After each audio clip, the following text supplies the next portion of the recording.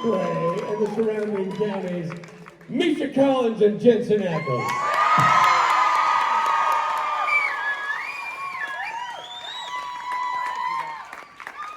Thank you, boys. You're not going to leave me up here, are you? You're stuck with me, big guy.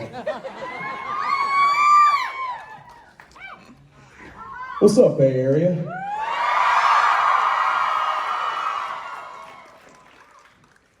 Northern California. And I love you.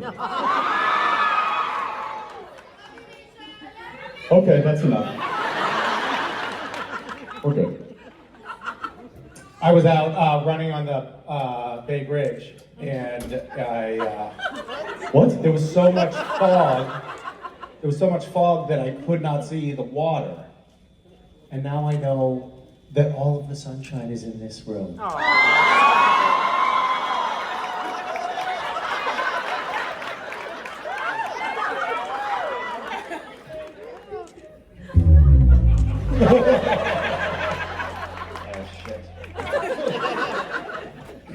you doing, buddy?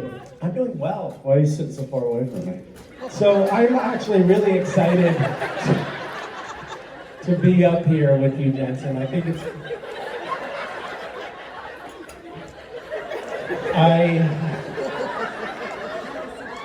I'm delighted to share this. Hi. Don't make you comfortable.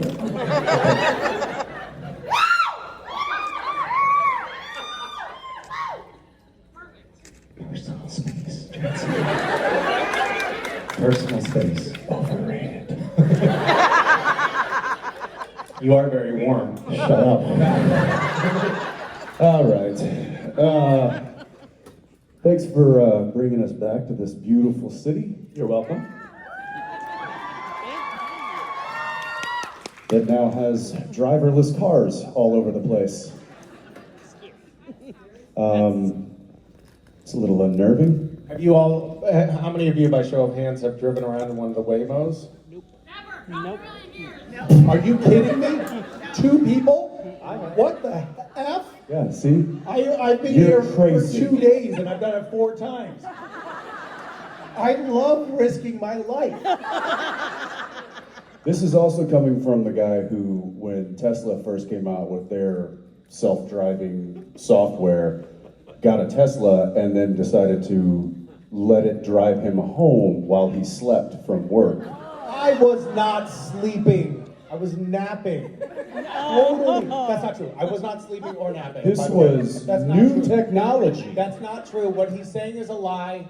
My children might be watching this. I did not sleep in the Tesla. I will say that I did. It has a feature on it, which there's a sensor that can tell if your hand is on the wheel or not on the wheel when it's doing its self-driving.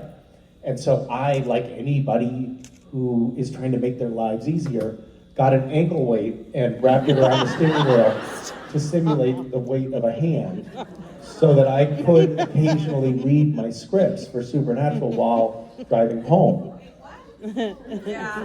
Is that option titled Risk Life? Because that's all you're doing. No, you're also reading your script. You never read a script. I don't read a script, script reads me. There were 1 or 2 occasions where one You read your script? or the other of us was in a makeup trailer of a Monday morning being like, so what is this episode about? Me, that was me. Well, automated cars aside, it's really nice to be here. We've got some familiar faces, but we also have some new faces. How many of you have never been to a Supernatural convention? Really? You know, we do these all the time. I'm 15. What's that? I'm 15. You're 15 years old? Yes.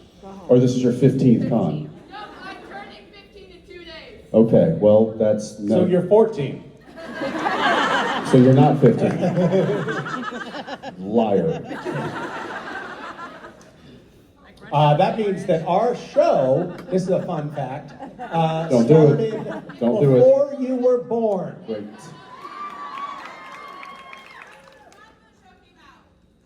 You were one? That's okay. That's fine. Thank you. We're good. We can stop Okay. now. We can stop now. All right. This isn't the Jerry Springer show, guys. Calm down.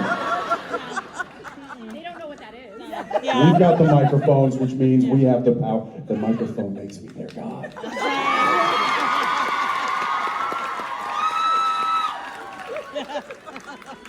That was a throwback reference for those of you who weren't paying attention. All right. Shall we take some Let's take audience some interaction cues. questions here? You, ACDC? No, hey. My question is for Jensen. It's relevant. It's relevant. Which engine are you using in Baby? 502 Big Block. Sweet. Loud. Yeah, it was a struggle to get that engine to beef up the engine. It did not have a big engine when we first started shooting the show, and once the show kind of gained, I've told the story, but once the show kind of started to gain popularity, so fans would show up and be where we were shooting, and or not even, but just people that like, oh, they're shooting a movie or a TV show, and so they would come and kind of stand across the street and watch us pull up in the Impala. And on the show, when you would watch it on TV, they would lay in, post-production would lay in the sound of a big beefy muscle car engine that was not Baby. And so people that had maybe seen the show were excited to see the car pull up, didn't hear what they heard on TV. They heard and it was very embarrassing being the person driving it. And you just see the disappointment on these people's faces. So I wrote a heavy-handed email to the producers and said, guys, come on, you gotta help us out. Can you please drop a bigger engine in there? And I think it got filed under actor bullshit at some point, yeah. And You were playing the long game at that point because you knew when the show ended, you were going to get the car. And you Damn wanted right. Actually, no, not at that point. Like, that was something that was an idea I had much later. I was like, wait, what's going to happen to Baby? And then I started thinking about it. I was like, oh, it's going to get locked up in a warehouse and, be forgotten about. And I just, that hurt my soul. And so that's when I started pushing to sort of jockeying to get possession of it. But I sent some more emails, and I had conversations with producers when they would come to set about the car, and it finally got to a fever pitch where they were like, fine. And they got the biggest freaking engine they could find. And it's actually a marine engine. So it's a 502 big block boat engine that just is so obnoxiously giant, loud, and powerful that usually when I would just hit the gas going out of a parking lot or whatever we were doing, the back end got so squirrely because of the power of that car. Yeah, it peeled out easily. Very Yeah. easy. And you can drive it underwater.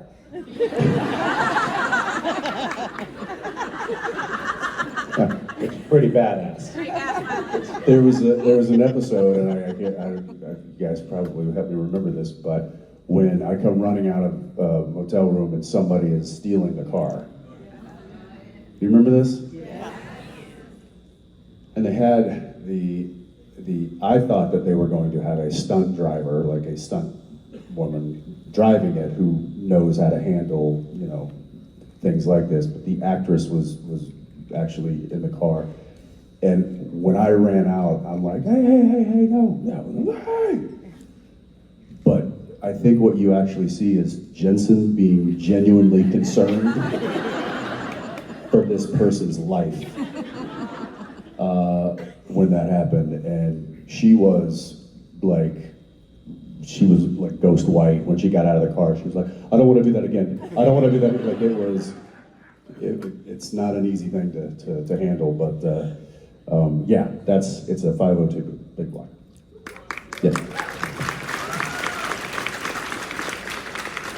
That's what you call a long-winded answer. That's what that How was. big was the engine? Well, do you have 20 minutes? Yeah. Grab a seat. That's gonna take a while. Hi. Hi, my name is Daria.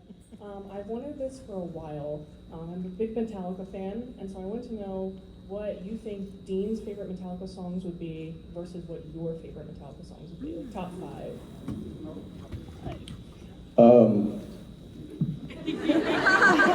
Top 5. How about I just give you number one? Because I'll tell you why. Because I believe it's the same, and it's Wherever I May Roam. Because if you listen to that, it's such like the lyrics are. I mean, it could have been the unofficial like Supernatural theme song. I think Carry On hits it well, but you know, it's basically talking about like, I mean, these brothers were effectively nomads, traveling everywhere and anywhere, and wherever they went, that was their home. So it's that song resonates with me personally, and I think it would certainly resonate with Dean. What's your favorite Metallica song? It's hard to pick. I can pick top 5. I really like Sad Well, But True. okay. I like the Load album. I really like Bleeding Me and Thorn Within, but Ride the Lightning, great song. Wherever I May Roam, great one too. Mhm. But do you have a couple more that you always think? I mean, look, I have Black Album all day long. Like I could just like tip to stern, right? So you know, Sandman and One, and you know, where all those that like that's how I fell in love with that band. So I feel like you got the answer correct though, with Wherever I May Roam. you're damn right I did it. Nice job. Thank you. Thank you. Hello. My question is, when you guys would get the scripts for upcoming episodes, are there any guest stars you would see listed in the episode where you'd say to yourself, this is going to be a great episode to film because you love working with them so much? So many people. Like when we would, whenever Rob Benedict came back on the show, I would be like, yes, I love picking on that guy. Shoshana Stern was, I think, always a favorite. Felicia Day. There were some perennial favorites. But not Literally every picture against that back wall. I mean, we've had so many unbelievable talents come through the doors of Supernatural. Anytime that they, I'm just trying to fact check you and make sure I did like. Whether that's well, you got Osric, we got Ruthie, you got Adam, you got Bree, you got Deej, No kidding. you got Kim, you got, well, Jason wasn't really on the show. Jason but, wasn't on the show. Okay. He should have been. Spade, Benedict. Lisa Berry. Lisa Berry is definitely one that when I saw. You know, amazingly, Matt Cohen, we had so little of Matt Cohen on the show over the run of the series, but he's become such a feat. What a testament to an individual, that he is still, and an individual's abs, I might add, that he's still a part of. How many episodes did he do? 3? Does anyone know? 2? I think 2. Yeah. just 2. Motherfucker! That's Yeah. amazing. Wow. Yeah. And Jason Mance, he did a song. He did some. And then he just got, he signed a deal with the devil, so now he's with us. Yeah, I will say this. Lisa was one that I got the fortunate. I was fortunate enough to get to work with her quite a bit, probably more than most of the other cast.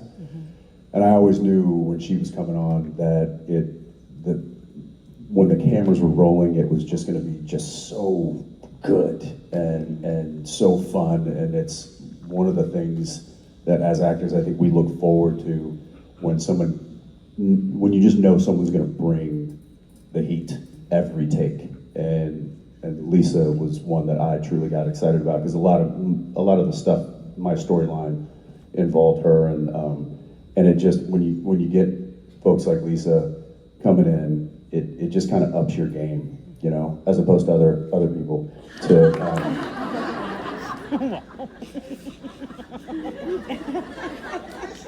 Yeah. Tim Amundsen, another one.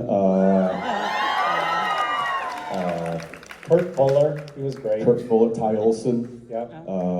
Yeah. Yeah, we were on for a long time. We had a lot of people come through, you know, the doors, like I said, but we got so lucky with Yep. so many, not just talented performers, but really good people. You know, I think it's one of the many reasons why we love to do these things, because it's not just the fact that we get to see you and we get to share in this common love for a story and characters, but we also get to hang out with these people that we genuinely enjoy hanging out with and seeing and reminiscing with. So yeah, it's Scooby we had too. Scooby. Yep. He was great. Sheds. Mark Pellegrino. Who I was just watching that new Beverly Hills Cop, the Axel Foley. He's in that. He's like all over it. Is he really? He's one of the bad guys. No shit. Yeah. Damn it, he's so everywhere. Good. He buried the lead with that one. I don't know. No, there's just so many talented folks that you know was a testament to the casting and to Cricky and to Sarah and Carver and Andrew Dabb, all the showrunners, just created such great characters and found really amazing people to play them. DJ? Yeah, no, he's back there. Hi. Hi, I'm Kenzie. I really appreciate you guys being here. I know you guys have gotten to accomplish and do a lot over the past year too, so I was just wondering if there was a personal high moment or favorite moment that you had over the past year or two. Professionally or personally? Maybe personally.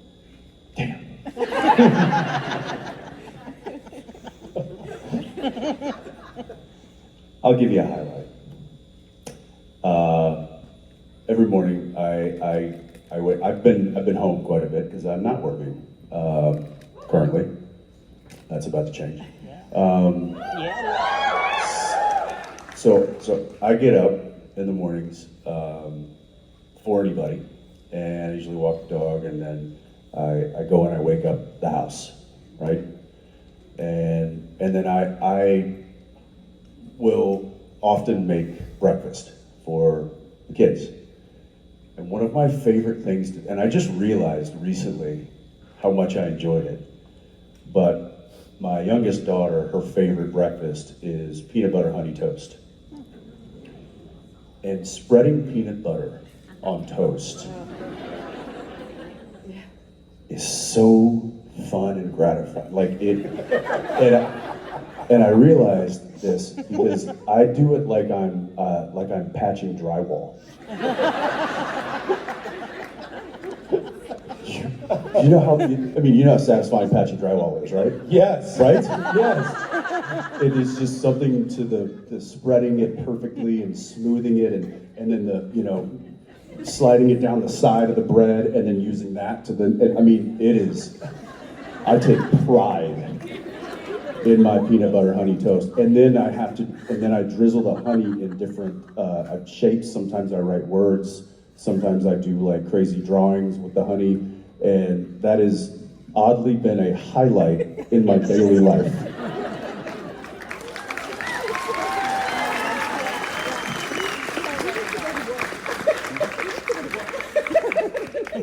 She goes, "You need to go to work."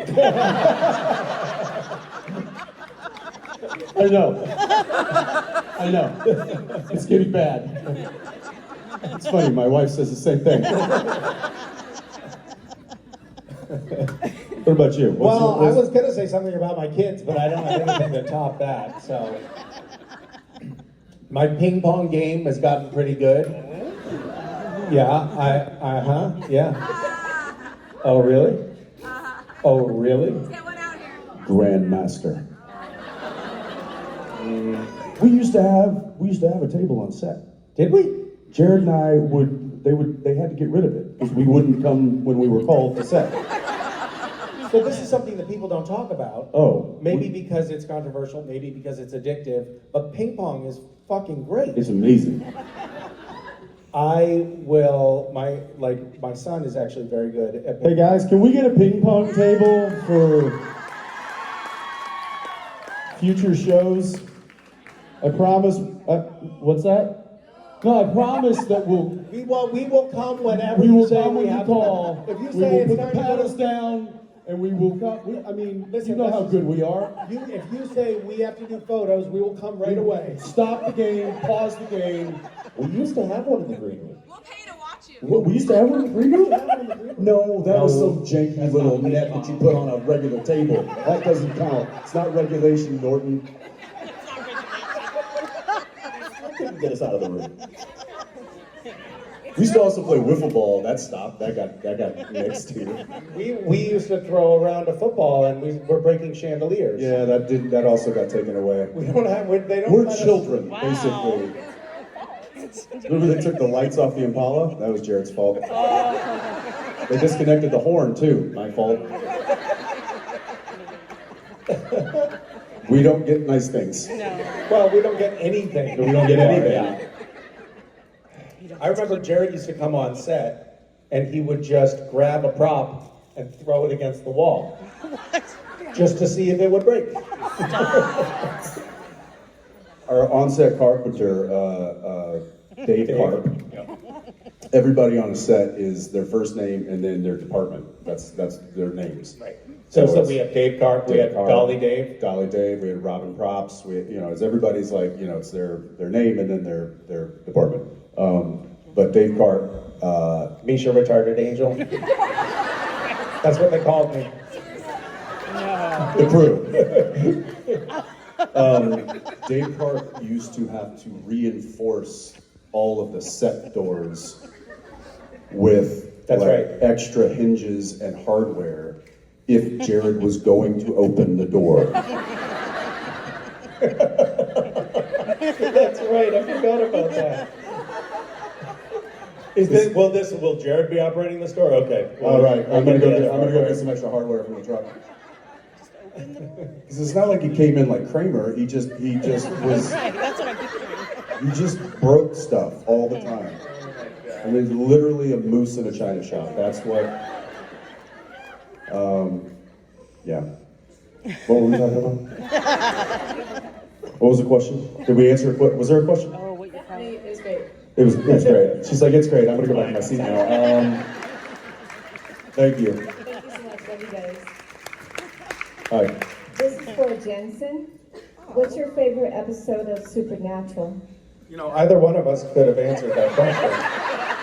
I'm just saying, it didn't seem super tailored to Jensen. It wasn't like, when did you, Jensen, first drive the Impala?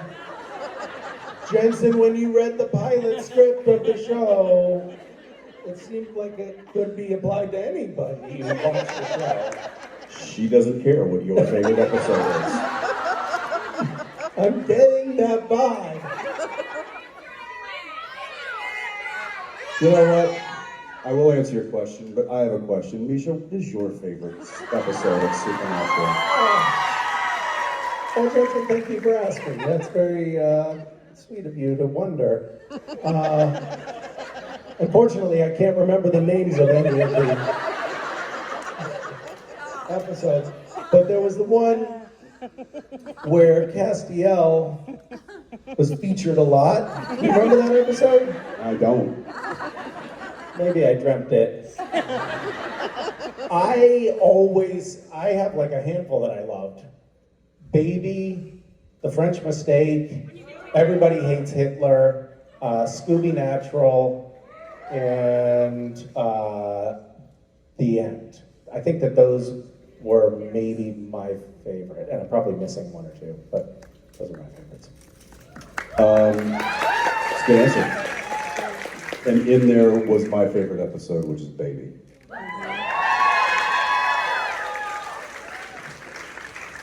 Thank you. Although the French mistake was so good. Oh, definitely top 10. so good. Yeah. Top 5. Top 5, I would get. Yeah, I would say top 5. Hi, my name is Sam. Hi, Sam. I love you both, but it's for Jensen.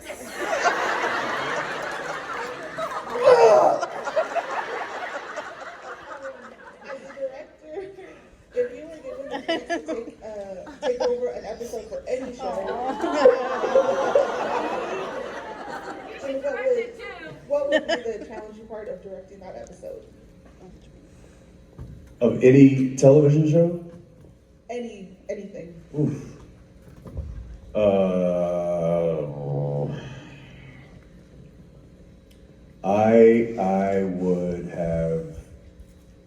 I would have, well, no, maybe not. That's tough.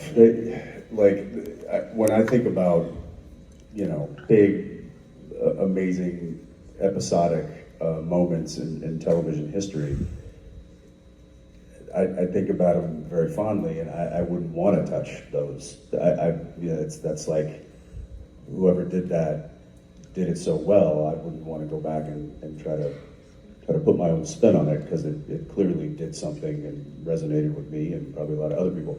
I will say that there is an episode of a show called The Boys that Soldier Boy was introduced, and I would have shot that differently.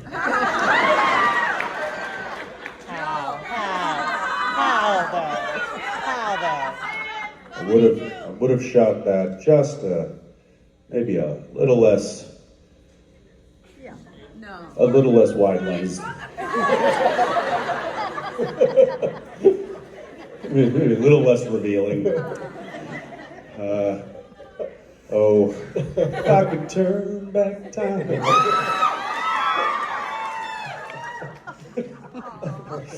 Now, one episode, Nelson Craig, a good friend of mine who directed Herogasm, and I thought he did just an incredible job. But I remember during the filming of that episode thinking, man, that's got to be fun to be in that seat doing this kind of craziness on a show that is so popular at that moment. And I was legitimately jealous of Nelson in that moment. So that's one that comes to mind. That, man. But again, I don't know that I would have tried to change anything, because I think he knocked that out of the park. I mean, I think it was nominated for an Emmy, that episode. So you're saying you would like to direct well-financed porn? Oh yeah, I guess that's probably what that. How dare you? It's kind of. But I see what you're doing. Thank you. I didn't really answer your question, so I apologize. Hi. My question is for both of y'all, because both of you have gotten a chance to play an original character and then play a character that has a lot of backstory and history, and there are other actors who have played the role, thinking of Harvey Dent and you voicing Batman. So how does the approach and the emotion change between sort of building an original character with the director and the writers, and then being the next man up to play such a well-known character? That's a good question. That was very well thought out. I would say this with the Harvey Dent character, because all of the versions of Harvey Dent that have appeared on screen have actually existed in different kind of universes with all different casts and different tones. I didn't feel like I was beholden to any particular template on that. And frankly, that was kind of liberating. So we just did, I think, Honestly, I feel like we kind of did the best version of Harvey Dent that's shown up on camera yet, partly because we got to spend so much time with the character, and partly because the actor who portrayed Harvey Dent in the show was just outstanding. But I had an experience that was... You haven't heard of him. So, but when I played Lucifer on Supernatural, that was a very different story because I was playing a character that had a template that I had to plug into, and I needed to mimic and replicate certain things in order to make it feel like it was a continuation of the same character. And actually, I found that weirdly liberating because it was like, oh, here are the exact parameters that you're trying to play within. I went over to Mark Pellegrino's apartment before we started filming the first day. It was like we had a 10 a.m. call time. I had a 10 a.m. call time for starting to shoot Lucifer within Castiel's vessel, and I stopped by at 8 a.m. at Mark Pellegrino's apartment, and I was like, "You got to give me some tips, give me some pointers, tell me how to do this." And he said, "Well, the biggest thing is in every scene." I just look at the other character that I'm playing opposite, and I, in my mind, I'm trying to make the decision: do I want to kill them or do I want to fuck them? And that was very informative for the character going forward from that. And he has experience with that in real life, so he's well adapted to that. That's right. Mentality.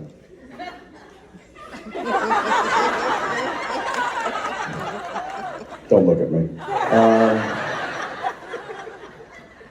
I would say, yeah, I agree with what Misha's saying in that when you have something that's been laid out before you and done, in multiple iterations from different people, it does give you a bit of a template. So, when doing Batman, there were kind of two thoughts in my head. One, using all the inspiration that I had gotten from all the previous iterations of that role, but then also remembering that they hired me for my voice, so trying to put all of that, what I knew, into my voice, and then just hoping that I hit the mark. So that was with Batman. With creating a character from scratch, it's a little more unnerving because you kind of left your own devices to figure out where you're going. So at first you're kind of floundering a little bit until you really lock in on who this guy is with the writers and with the other characters. So through the first season of Supernatural, I mean, I tell this story. I haven't told it in a long time, but in episode 2, Phantom Traveler. It was the first time I worked with Bob Singer directing. And I'd only done the pilot, Wendigo, and now, so this was the 3rd episode. And it was, Dean and Sam on a plane, and all of a sudden, this is the first time that they're like, Dean's afraid of flying. And the other 2 episodes, Dean had been kind of this, macho guy that nothing scared him. I mean, he's facing down ghosts and facing down monsters in the woods, and he doesn't flinch. But now he gets on a plane and he's scared. So I thought, okay, well that's a good comedic opportunity. But how comedic are we going to go with this? I mean, we don't want it to get campy. We don't like what. So I was a little unsure of myself in those scenes and in that episode. And I did one take in the airplane where I kind of went a little, like I just went for it from a comedy standpoint, and then I walked over and I was like, oh, that was probably too big, that was probably too much, this guy's cooler than that. That was I don't know, I'm second guessing myself, and I walk up to Bob Singer and I'm like, hey Bob, how was that? Is that too much? Was it in the range? Should I dial it back? Are we going more? Like, I'm just, I'm kind of second guessing myself. And I knew Bob, and Bob had and I didn't know Bob, this is the first time working, but I knew of Bob's career and his pedigree. He was such a seasoned director and producer, and so I was really looking forward to like hearing his thoughts. And I was like, oh, this guy's going to really give me some pearls of wisdom here and help rein me in and help me get the best performance. And he just looks at me. He's like, oh God, you're not going to be one of those actors, are you? Not kidding. But that's what, and he meant it. And I looked at Bob and I go, nope. And I never asked him for help like that again. Because he's like, listen, if I'm not directing you, then you're doing what I want you to do. And it reminded me of like, an old baseball coach. He's like, if I'm not yelling at you, then you're doing what I want you to do. And so Bob gave me some of the best direction I've ever gotten in my life to date. And some of you see me do this, but Bob would just walk on set, and this is how great he and I, like, kind of, and with all of us, like, we all knew Bob well, we all had a great relationship with Bob, and he's just a one of a kind. And he just walks on set. I did a take, and he walks on set, and he's like, Jensen.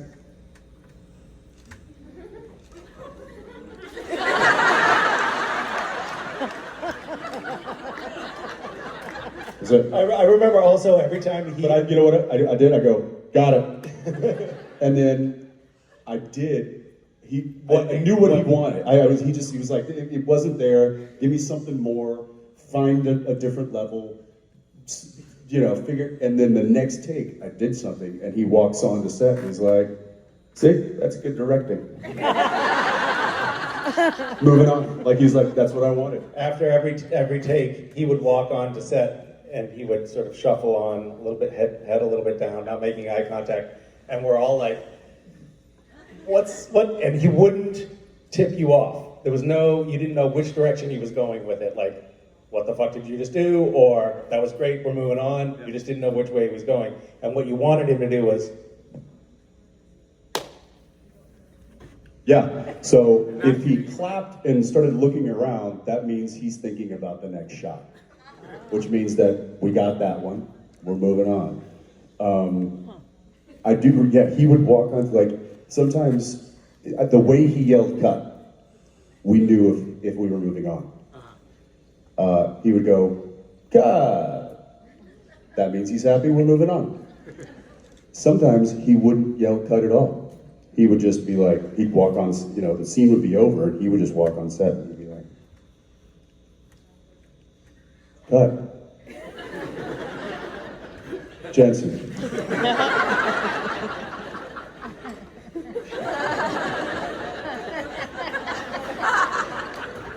Or sometimes, if he was just in the mood, he'd walk on set and be like, we're good. And then that would be it. So I don't know. What was the question? Did we answer the question? Was that? Answered it perfectly. All right. Appreciate the answers. Appreciate all coming after the day. Thank you.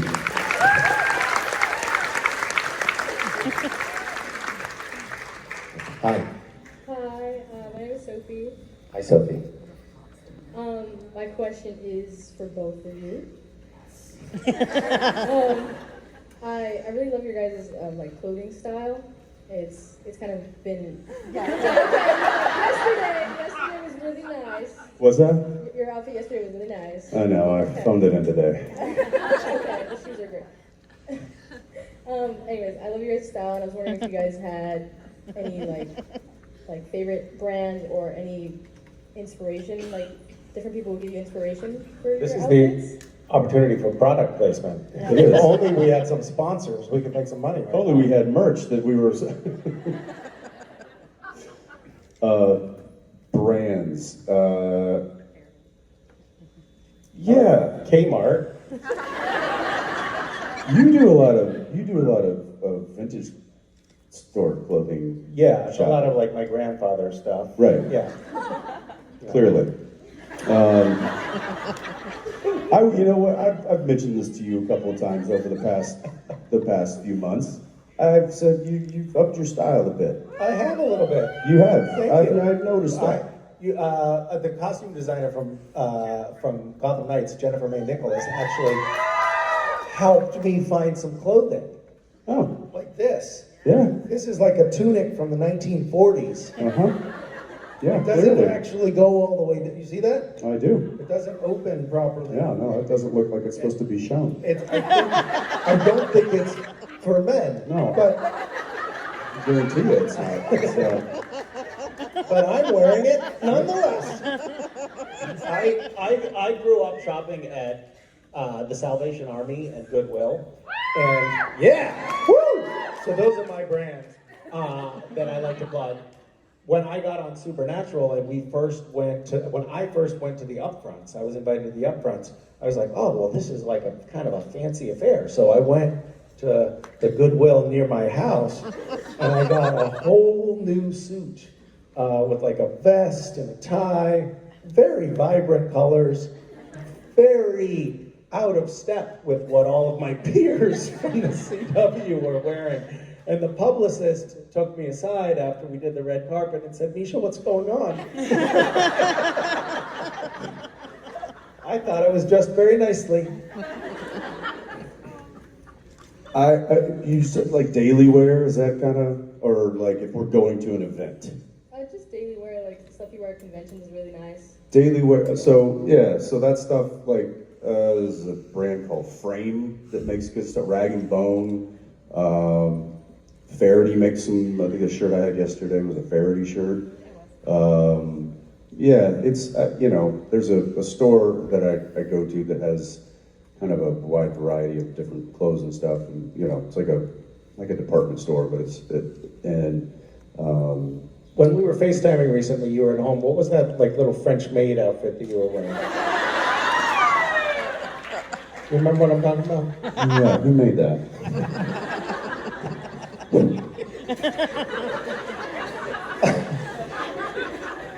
So stupid. Was that a Fendi feather duster that you had? Yes. And I'm glad you recognize that. Yeah, I think so. If like Double RL is a brand that I have lots of stuff from. That's it's kind of like the ranch wear for Ralph Lauren. Ralph Lauren, is it Lauren or Lauren? Who says Lauren? You did. They said it in unison, like they were just disappointed and said, "It's Lauren." How many times do we have to go over this with you, Jensen? God, get it through your head. So I don't know. There's a couple of brands there. Thank you so much. Yeah, thank you. Carhartt actually makes some really good Does make stuff. some nice stuff. Yeah. I'm trying to think of, it'll come to me, whatever. Hi. Hi, my name is Kim. I just want to Hi. say I love you guys so much. I'm going to start crying, sorry. Me and my mom, we grew up watching you guys, and it's like a really great bonding experience for the both of us, just even after a long, hard day. So, Misha, I also love seeing your videos with your family on YouTube. I used to binge watch it all the time. And Jensen, when I saw you as Soldier Boy on The Boys, it was like seeing my childhood come back. So thank you. I have questions.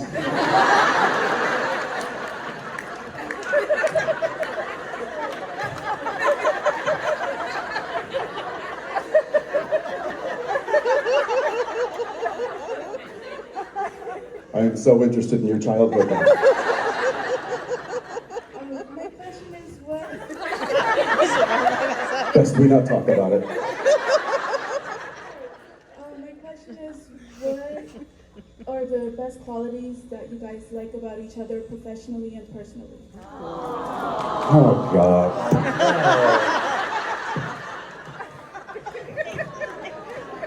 Turn and look at him while you answer.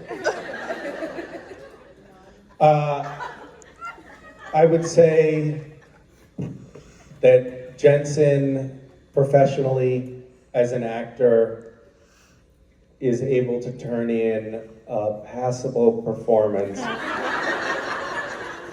consistently.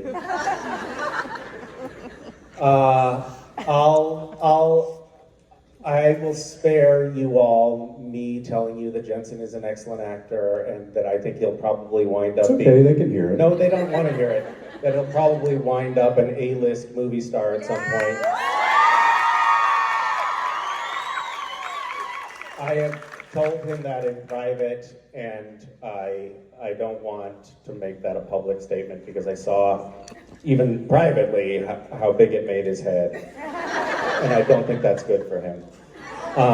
But I'll share something that is a little bit more insider baseball about Jensen professionally, which is that he took control of the set and established a tone of professionalism and courtesy and kindness to one another on the set that is very rare in our business for some reason. Typically, when people are given the keys to power in Hollywood on set, they turn into self-serving prima donnas. And Jensen, you consistently set a tone of being respectful and professional and inclusive and made guest stars as well as crew members feel welcome and relevant and heard. And there's a reason the president of our network every year would host a dinner in Vancouver and would bring the cast of Supernatural to the dinner and then bring casts of other new shows to the dinner as well, and basically told the new casts, be like these guys. And I was late to the party. I was the new kid on the show. When I got there, that tone had already been established, and Jensen, you for sure carried the torch of that tone. So professionally, that was that probably for me is the thing that I will carry forward in my career the most, having learned from you.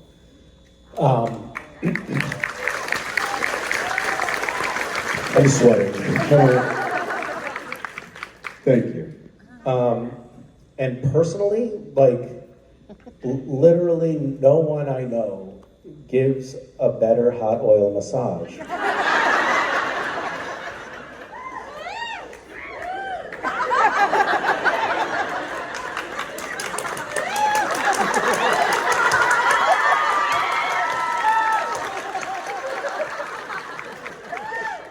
He was my teacher.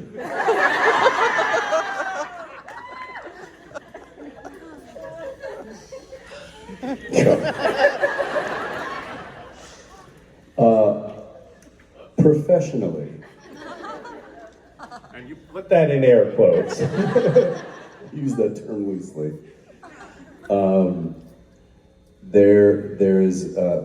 There's few people that when the cameras are rolling, you get to truly create moments that aren't on the page, and it's hard sometimes to find rhythm and cohesiveness with everyone you work with, and when you find the rare person that can play at a level that makes you want to be better, and also it almost is like a high that you get when the creative juices are flowing and you're making moments that you maybe didn't even plan to be there. Happy accidents, we used to call them, of emotion or between the lines, nuance moments. And I think there's a reason that the story of Dean and Cass skewed to where it was because I kept being able to have that creative ignition with Misha when those cameras were rolling. That made me a better actor, and made me want to be want to find that even more. And it's a testament to not just his talent, but the way he preps, the way he plays, the way he entertains and performs. There's just such an openness. I say that that as an actor, and some people have asked me, like, I want to be an actor. Do you have any advice? I say, know your stuff, but be emotionally available to any and everything when the cameras are rolling. And that is when you find the magic. And the magic was always there when Misha would walk on the set and those cameras would roll. So I think professionally, that was one of the great assets that he brought on a daily basis that I got to be the beneficiary of. In fact, anybody that got to work with him, if they were available to it and they noticed that what he was doing was so nuanced that it made them better. So I really appreciated that gift of getting to work with him. The scene where he tells Dean goodbye, I blanked in that scene because I became an audience member. I just simply was just watching this unbelievable performance unfold, and I had the best seat in the house.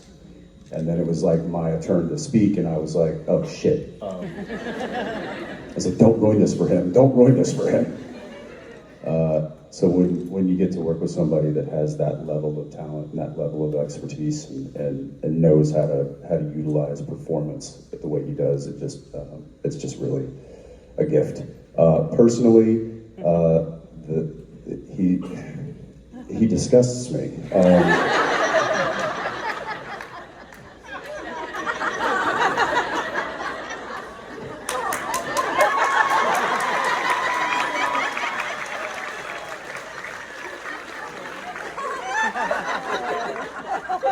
He's just so dry that the oil never worked.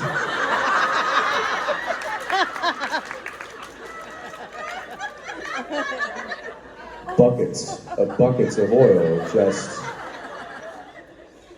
No, I will say this, he's such a man of many talents outside of just the acting field, that it does truly disgust me sometimes when he's like, our meet and greet, he's like, what kind of hobbies do you have? He's like, oh, I like to go into the woods and make furniture. I'm like, no. I see I was like, what'd you do? So he goes, oh, I went and like forged metal things with my kid. No. He's such an amazing dad. He's such an amazing friend.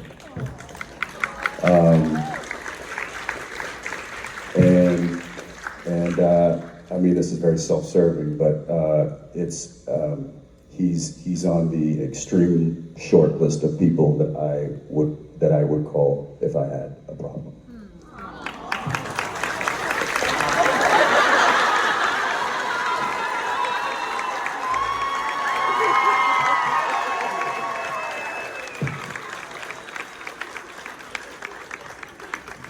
He told me he loved me. That was so difficult. Thank God it's over.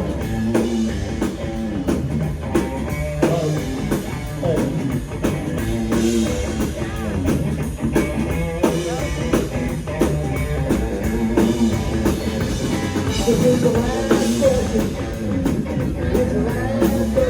Oh man. This is gonna do it. Thanks for sticking around, you guys.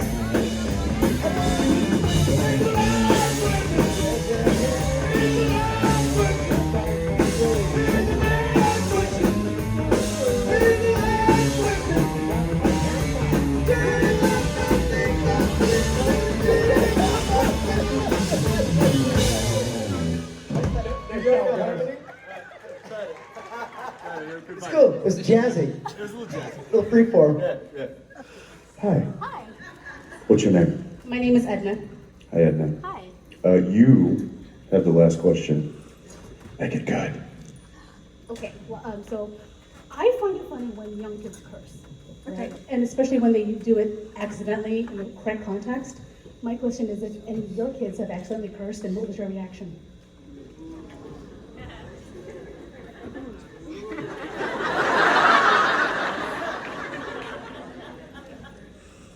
My son, when he was very young, figured out that he could get a reaction out of grown-ups if he swore.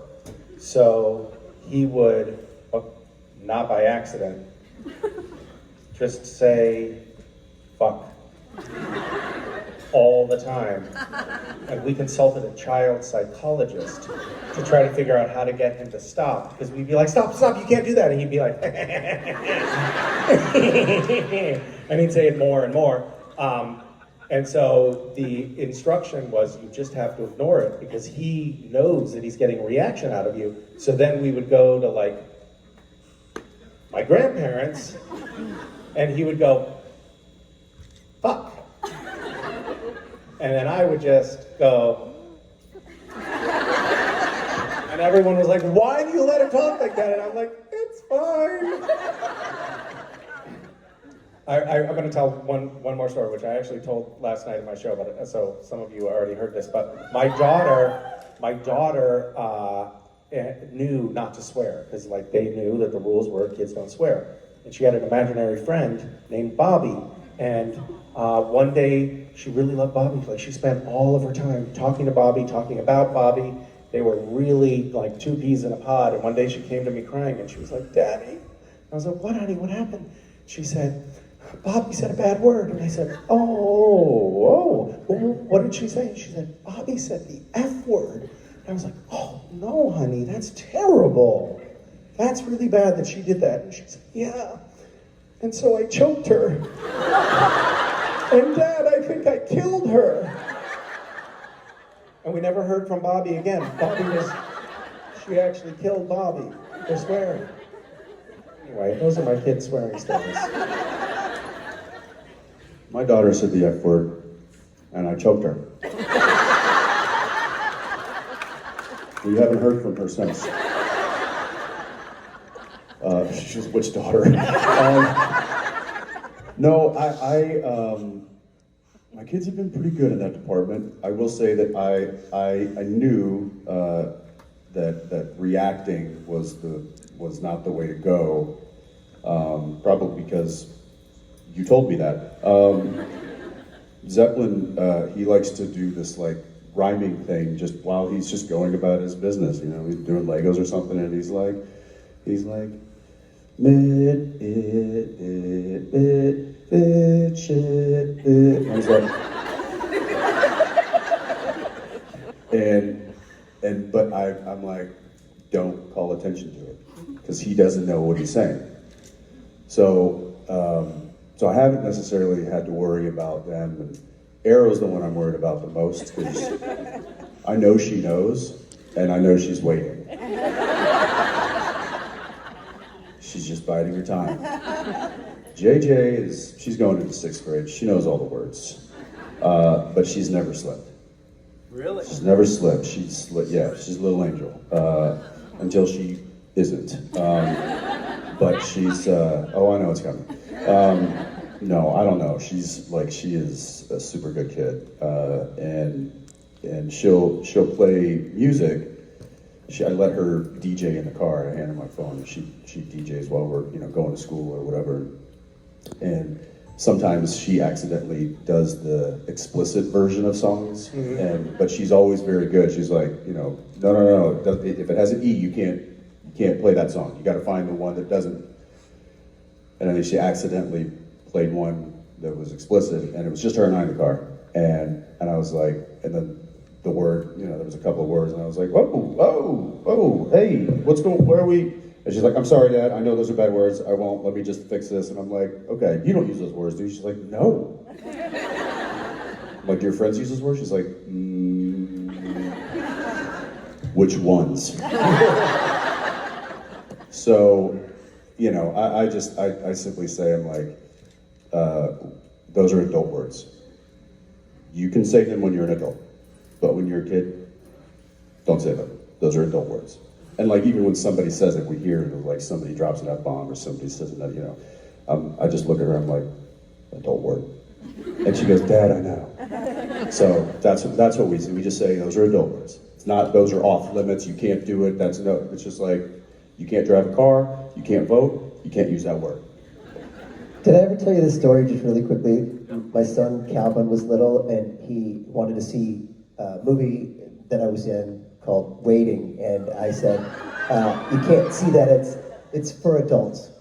And so when he got to kindergarten, the teacher asked him, what do your parents do? He said, my dad does adult movies.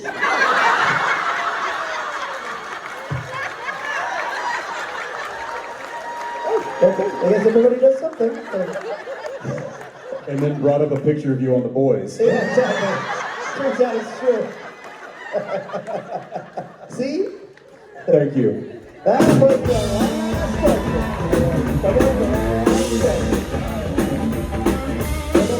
That is the last question. No more questions. No more.